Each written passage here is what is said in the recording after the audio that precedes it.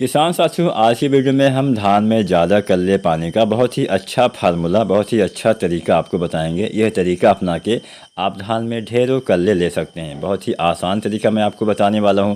तो आज की ये पूरी वीडियो किसान साथियों ज़रूर देखिएगा। चलिए वीडियो स्टार्ट करते हैं। कई बार क्या होता है कि हमारे पौधे में सूक्ष्म तत्व की कमी रह जाती है। अक्सर हम यूरिया डालते हैं, पोटाश डालते हैं, हम फास्फोरस वाली खाद का इस्तेमाल करते हैं, लेकिन हम सूक्ष्म तत्वों का इस्तेमाल नहीं करते हैं। आप ही बताइए, आपने कब कुछ सूक्ष्म तत्वों का इस्तेमाल किया था? हम जिंक ज़्यादा से ज़्यादा जिंक डाल देते हैं, बस इसके अलावा कुछ डालते ही नहीं है। और कई बार सूक्ष्म तत्व की ज़्यादा कमी होने से पौधे में पौधा बौना रह जाता है, कल्ले का फुटाव कम हो पाता है, जड़ विकास नहीं हो पाता है और नुकसान होता है। कल्ले कमाने से उत्पादन पे भी फ़र्क पड़ता है।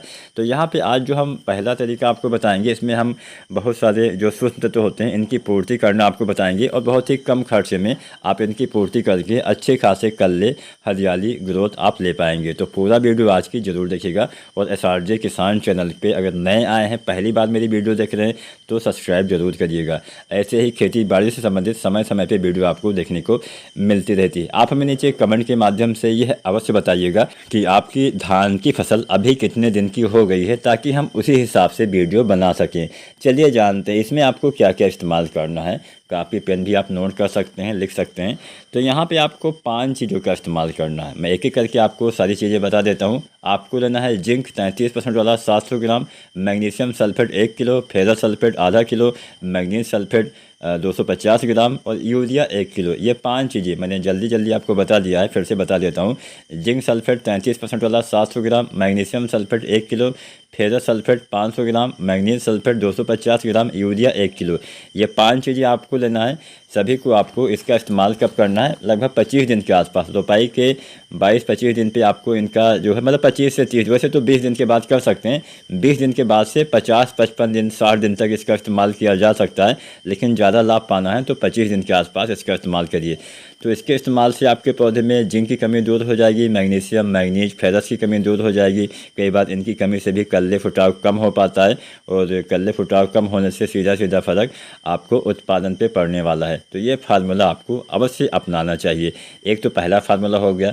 माइक्रोन्यूट्रिएंट्स अगर आपने न डाला हो, एक बार डाल के देखिए। बहुत महंगा ये नहीं पड़ने वाला है, सस्ता पड़ने वाला है। दुकानों पे सारी चीज़ें आपको मिल जाएंगी और आसानी से लाइए, यूज़ करिए। अब इसके साथ साथ दूसरा फार्मूला भी आप देख लीजिए। दूसरे फार्मूले में हम कुछ ऐसी चीज़ें आपको बताएंगे जो हो सकते हैं आपने कम मात्रा में डाला हो। कई बार हम DAP कम मात्रा में डाल पाते हैं या फिर कुछ गलती कर देते हैं। मान लीजिए रोपाई के समय आपने DAP नहीं डाली, बाद में डाली, तो ही आपके पौधे ज़्यादा फास्फोरस नहीं ले पाएंगे। मान लीजिए DAP के साथ में आपने जो है जिंक डाल दिया, तो भी आपकी दोनों चीज़ें बेकार हो जाती हैं।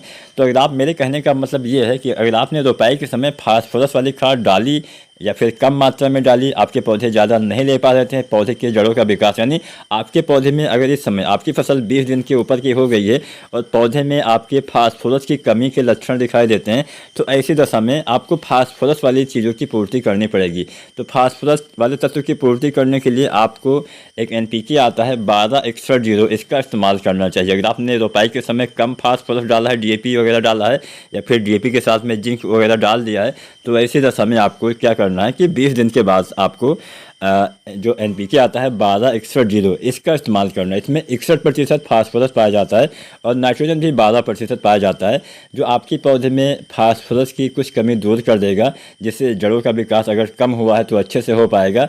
फास्फोरस की कमी से पौधे में जड़ विकास नहीं हो पाता है।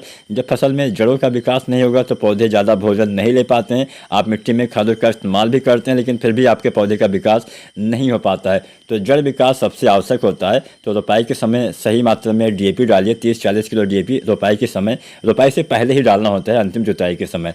तो अगर आप ये फार्मूला अपनाते हैं, NPK की बात की जाए तो 20 दिन के बाद आप डालिए, 20-30 दिन के अंदर डालिए। और इसकी मात्रा आपको देनी है 1 किलो से लेकर 1.5 किलो पर एकड़ के हिसाब से। तो आपके पौधे में अच्छे कल्ले भी आएंगे। अगर फास्फोरस की कमी है तो वो भी दूर हो जाएगी। तो उम्मीद करते हैं आज की जानकारी आपको अच्छी अवश्य लगी होगी। वीडियो जानकारी पसंद आई है तो लाइक शेयर करिए। चैनल को सब्सक्राइब नहीं किया है तो SRJ किसान चैनल को सब्सक्राइब जरूर करिएगा। धन्यवाद।